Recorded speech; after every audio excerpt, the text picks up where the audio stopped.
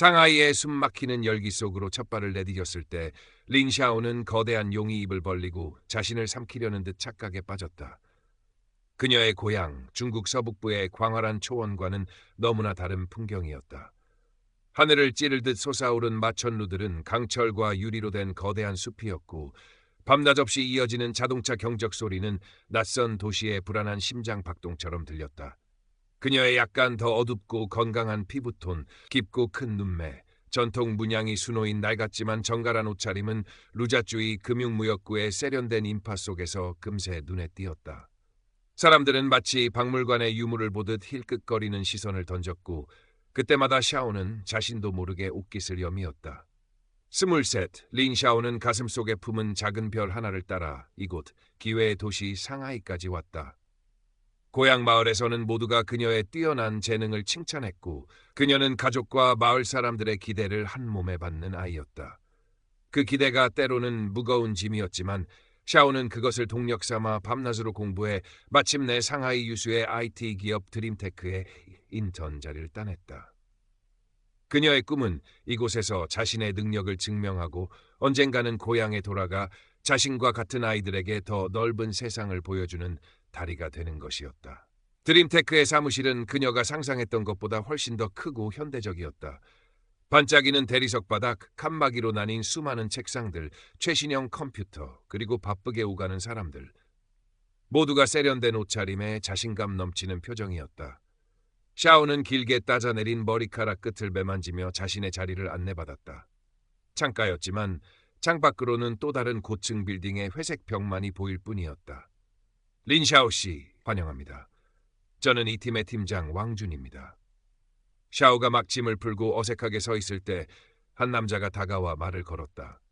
그는 펀칠한 키에 깔끔한 명품 정장 차림이었고 지적인 인상을 주는 안경 너머로 오만한 빛이 언뜻 비치는 눈을 하고 있었다. 하얗고 깨끗한 피부는 샤오의 건강한 구릿빛 피부와 선명한 대조를 이루었다. 목소리는 부드럽지만 어딘지 모르게 차가운 구석이 있었다. 안녕하세요, 팀장님. 잘 부탁드립니다. 샤오는 긴장한 나머지 자신도 모르게 고향 사투리가 살짝 섞인 어눌한 표준어로 대답했다. 왕준의 입가에 희미한 미소가 스쳤지만 그것은 결코 따뜻한 환영의 미소는 아니었다. 그는 샤오를 위아래로 훑어보더니 마치 흥미로운 연구 대상을 관찰하듯 말했다. 서북 쪽에서 오셨다고 들었습니다. 여기까지 오느라 고생 많았겠군요. 우리 팀은 실력 위주입니다. 잘 적응하길 바랍니다. 그의 말 속에는 너 같은 애가 과연 여기서 버틸 수 있을까 하는 의구심이 노골적으로 담겨 있었다. 샤오는 심장이 쿵 내려앉는 것을 느꼈지만 애써 미소를 지으며 고개를 숙였다. 첫날부터 모든 것이 쉽지 않을 것임을 예감했다. 그녀는 책상 위에 가족 사진이 담긴 작은 액자를 올려놓았다. 사진 속에서 환하게 웃고 있는 부모님과 어린 동생의 얼굴이 흐릿한 도시의 풍경 속에서 유일하게 따뜻한 빛을 발하고 있었다. 인턴 생활은 예상대로 녹록지 않았다. 왕준 팀장은 공식적인 회의석상에서 샤오의 어눌한 발음을 와자또 지적하며 망신을 주거나 그녀가 용기를 내어 제시한 아이디어를 너무 촌스럽다. 혹은 현실 감각이 떨어진다며 면박을 주기 일쑤였다. 샤오가 밤새 준비한 자료는 제대로 검토조차 하지 않고 사소한 오타 하나를 찾아내 전체 메일로 질책하기도 했다. 린샤오 씨, 이런 기본적인 것도 제대로 못하면서 어떻게 우리 회사에서 일하겠다는 겁니까? 당신 고향에선 이런 식으로 일해도 괜찮았는지 모르겠지만 여긴 상하이라고요. 왕준의 날카로운 목소리가 사무실 전체에 울려 퍼질 때마다 샤오는 얼굴이 화끈거려 고개를 들 수 없었다. 동료들은 대부분 왕준의 권위에 눌려 못 본 척하거나 몇몇은 뒤에서 수군거리며 그녀를 비웃는 듯했다. 저러다 금방 그만두겠지. 팀장님이 왜 저런 애를 뽑았을까 하는 말들이 비수처럼 날아와 샤오의 가슴에 박혔다. 샤오는 점점 더 위축되었다. 그녀는 뛰어난 분석력과 창의적인 아이디어를 가지고 있었지만 그것을 펼쳐 보일 기회조차 얻지 못했다. 왕준은 그녀에게 중요도가 낮은 단순 반복 업무나 잡다한 자료 정리만을 맡겼고 정작 중요한 프로젝트에서는 철저히 배제시켰다. 때로는 모두가 퇴근한 후에도 샤오에게만 방대한 양의 데이터를 정리하라고 지시하고는 다음날 아침 아직도 다 못했냐며 비꼬았다. 점심시간이면 동료들은 335 짝을 지어 값비싼 레스토랑으로 향했지만 샤오는 그 무리에 끼지 못했다. 그녀는 도시락을 싸와 아무도 없는 회의실 구석이나 탕비실에서 홀로 끼니를 때웠다. 창밖으로 보이는 화려한 상하이의 스카이라인은 마치 거대한 유리벽처럼 그녀를 세상과 단절시키는 듯했다. 밤늦게 허름한 숙소로 돌아오면 밀려드는 외로움과 절망감에 숨이 막힐 지경이었다. 그녀는 침대에 엎드려 소리 없이 눈물을 흘리곤 했다. 고향의 밤하늘을 가득 채우던 별들이 그리웠다. 그곳에선 그녀도 반짝이는 별 중 하나였는데 이곳 상하이에선 먼지처럼 작은 존재일 뿐이었다. 그녀의 유일한 위안은 퇴근 후 작은 책상에 앉아 고향의 음악을 듣거나 밤늦게 몰래 자신만의 디자인을 그리는 시간이었다. 그녀의 손끝에서 피어나는 아름다운 문양과 색채들은 잠시나마 현실의 고통을 잊게 해주었다.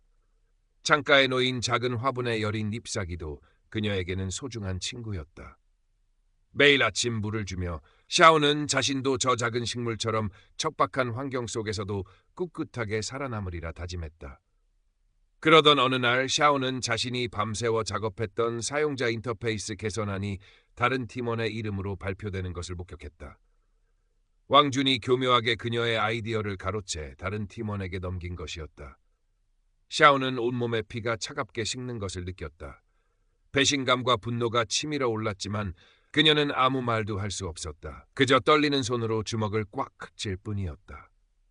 그날 이후 샤오는 왕준의 행동을 유심히 관찰하기 시작했다.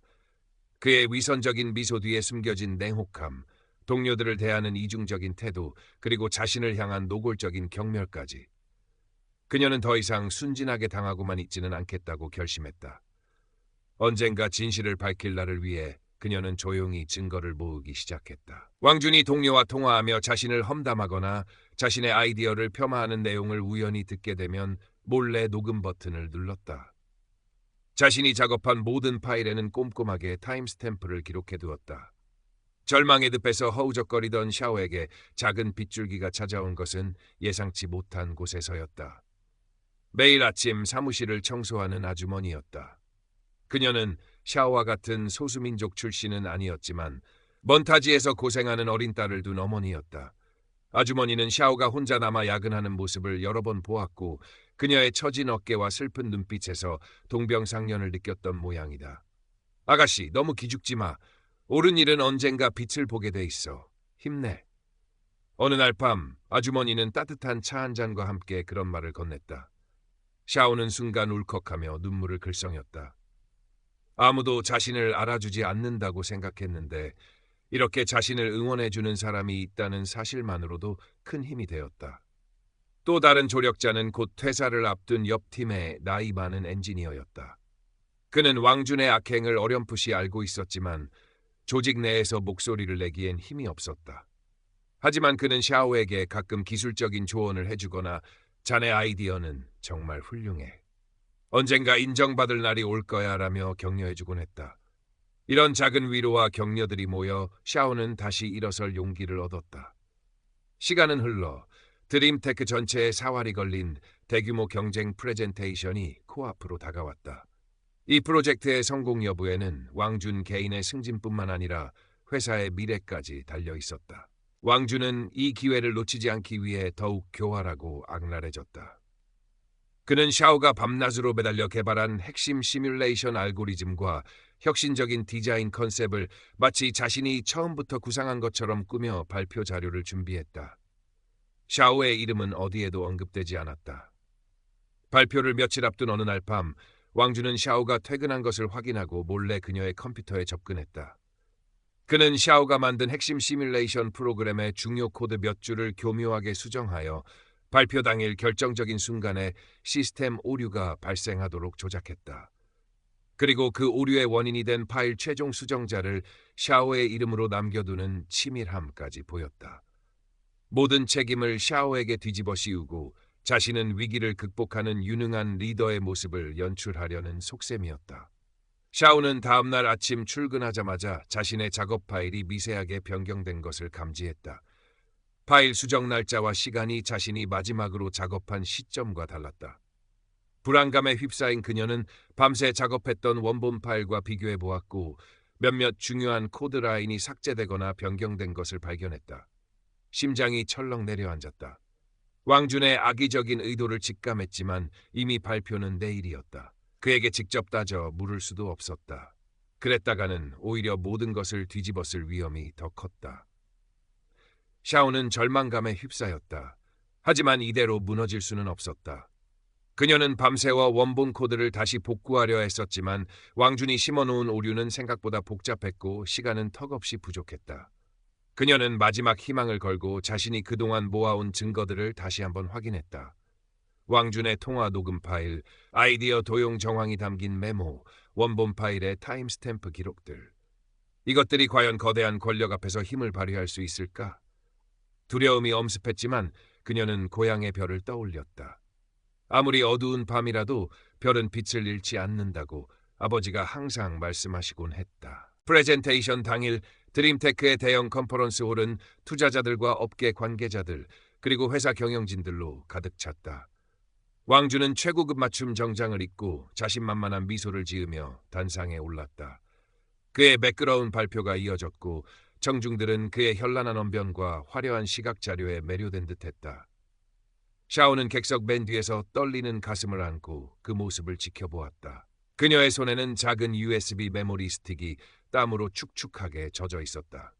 드디어 프로젝트의 핵심 기술인 시뮬레이션 시연 순서가 되었다. 왕준은 마치 자신이 모든 것을 개발한 것처럼 거들먹거리며 시스템을 작동시켰다.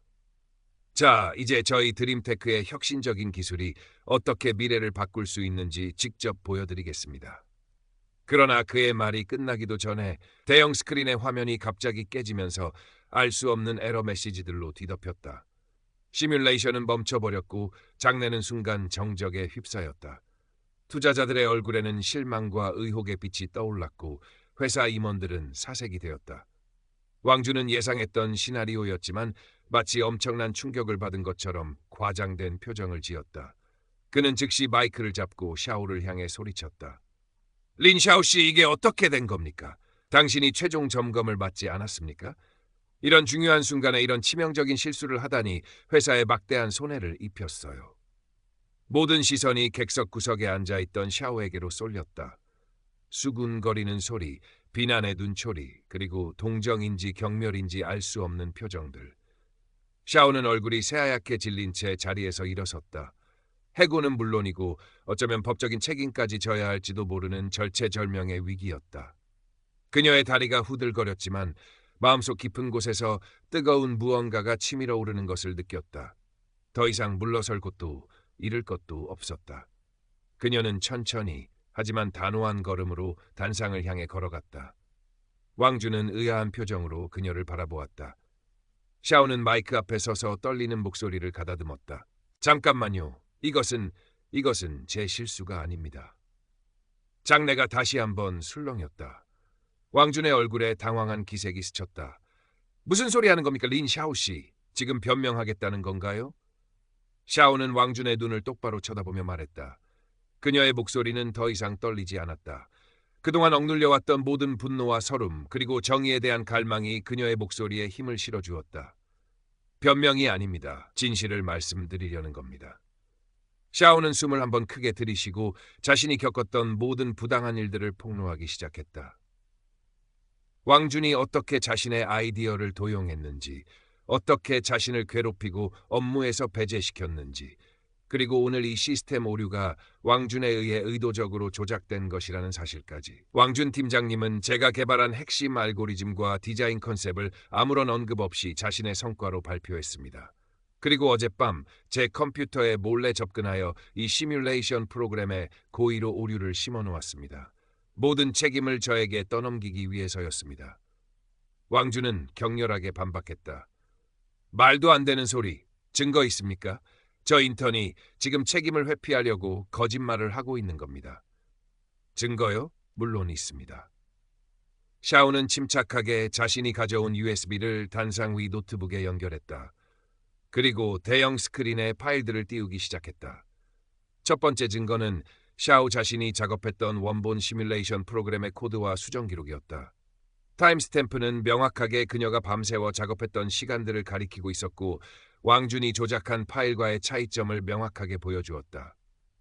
두 번째 증거는 음성 파일이었다. 왕준이 동료와 통화하며 그 시골뜨기 인턴 아이디어는 쓸만한데 내가 좀 더 다듬어서 써야겠어. 땐 어차피 제대로 활용도 못할 테니까 라고 말하는 내용. 그리고 발표 전에 만약 문제가 생기면 모든 책임은 린 샤오에게 돌리면 돼. 땐 어차피 곧 그만둘 애야 라고 말하는 내용이 생생하게 흘러나왔다. 장내는 경악으로 가득 찼다. 왕준의 얼굴은 하얗게 질려갔다. 세 번째 증거는 샤오가 그동안 틈틈이 기록해온 왕준의 부당한 업무 지시 내용과 아이디어 도용 정황이 담긴 메모들이었다. 그리고 청소 아주머니가 왕준이 발표 전날 밤늦게까지 샤오의 자리 근처에서 무언가를 하는 것을 목격했다는 짧은 영상 증언도 이어졌다. 아주머니는 떨리는 목소리로 자신이 본 것을 이야기했고 그녀의 진솔한 모습은 청중들에게 깊은 신뢰감을 주었다. 모든 증거가 공개되자 왕준은 더 이상 아무 말도 하지 못했다. 그의 오만하고 자신감 넘치던 모습은 온데간데 없었고 초라하고 비굴한 모습만이 남아있을 뿐이었다. 장내는 물을 끼얹은 듯 조용해졌고 이윽고 여기저기서 분노와 탄식의 목소리가 터져나왔다. 드림테크의 CEO는 굳은 표정으로 단상으로 올라와 마이크를 잡았다. 이 모든 상황에 대해 회사 대표로서 깊은 유감을 표합니다. 철저한 진상조사를 통해 모든 책임을 묻고 다시는 이런 불미스러운 일이 발생하지 않도록 최선을 다하겠습니다. 그리고 린 샤오 씨. CEO는 샤오를 바라보며 말했다. 그의 눈에는 놀라움과 미안함 그리고 존경심이 뒤섞여 있었다. 당신의 용기와 정직함에 깊은 감명을 받았습니다. 회사는 당신의 뛰어난 재능을 높이 평가하며 정식 직원으로 특별 채용할 것을 약속드립니다. 그리고 이번 프로젝트는 당신이 중심이 되어 다시 추진해 주시기 바랍니다. 샤오의 눈에서 뜨거운 눈물이 흘러내렸다. 그것은 슬픔의 눈물이 아니었다. 오랜 시간 억눌렸던 감정들이 터져나오며 가슴속 응어리가 녹아내리는 듯한 해방감과 함께 찾아온 기쁨의 눈물이었다. 객석에서는 우레와 같은 박수 소리가 터져나왔다. 그날 이후 왕준은 즉시 회사에서 해고되었고 업계에서 그의 이름은 파렴치한이라는 오명과 함께 사라졌다. 그의 사회적 몰락은 당연한 결과였다. 린 샤오는 CEO의 약속대로 정식 직원이 되었고 자신이 처음부터 구상했던 아이디어로 프로젝트를 성공적으로 이끌었다. 그녀의 혁신적인 기술은 업계에